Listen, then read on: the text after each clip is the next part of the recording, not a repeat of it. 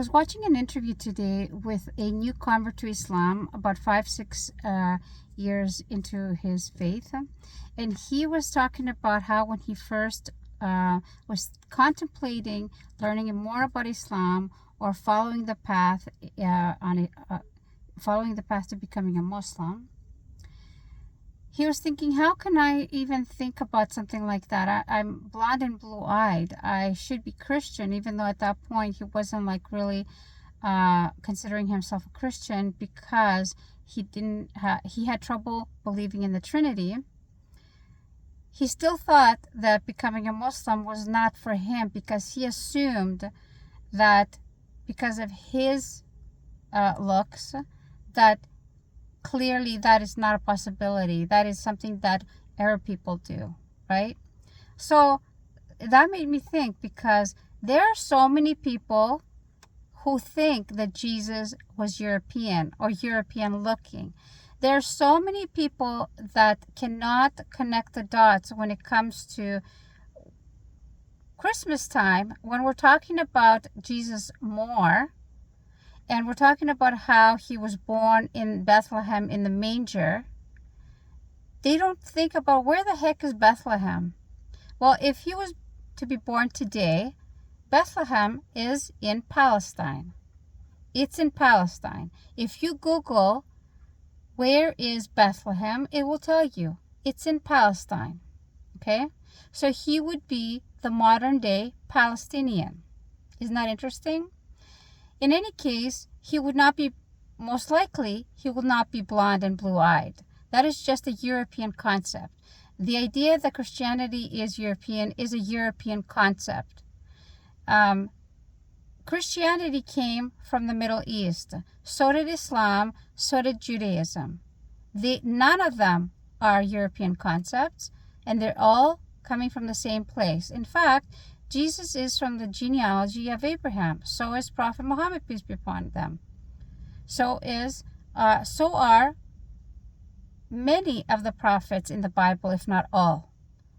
So people have to do their homework if that matters to them. If their salvation matters to them, those are important things to know, because Jesus is expected to return. Christians expect him to return. I don't understand why people connect the words Judeo-Christian values when those two groups are completely different. The Jews do not believe in Jesus, that he was, maybe they believe that he existed as a human being, but they don't believe in him as a prophet or anything more than that. I'll leave it at that, but if you're interested, you could just go do your own homework. Jesus is very clear about his intention and why he was here. I did not come to abolish the laws, I came to fulfill them. So he clearly came to fulfill the Mosaic laws. Okay? He came here to fulfill the 10 Commandments and all the laws that the Jews believe in. He clearly says that he did not come for the Gentiles or anybody else. He came here for the children of Israel. Israel was also named Jacob. He was another prophet in the Bible, and he was a person. He wasn't a place. I hope I'm making you think differently about what your ideas are, and I hope you use this as a jumping off point to go do some research on your own. So Jesus was not from Europe. He was from the Middle East. He was from modern day Palestine. I think it's important for people to know this information. They should know when people are taking the baby from the nativity scene and the church, from the front of the church, and wrapping it in a kufiyeh. People should know what they're trying to say. Why doing that is making a point about something. People should know. Okay? Read in the name of your Lord, who taught you by the pen. Okay, education is very important. Please educate yourself. Judeo-Christian values are not synonymous, not by a long shot. In fact, the Muslims and the Christians have more in common with each other. And the Muslims with the Jews have more in common with each other. But the Jews and the Christians have very little in common unless you are actually following in the actual footsteps of Jesus, in which case you would believe in one God, you would not have the Trinity, and you would obey the 10 Commandments, the first 2 of which are, if you break them, they're sins, the major sins against God.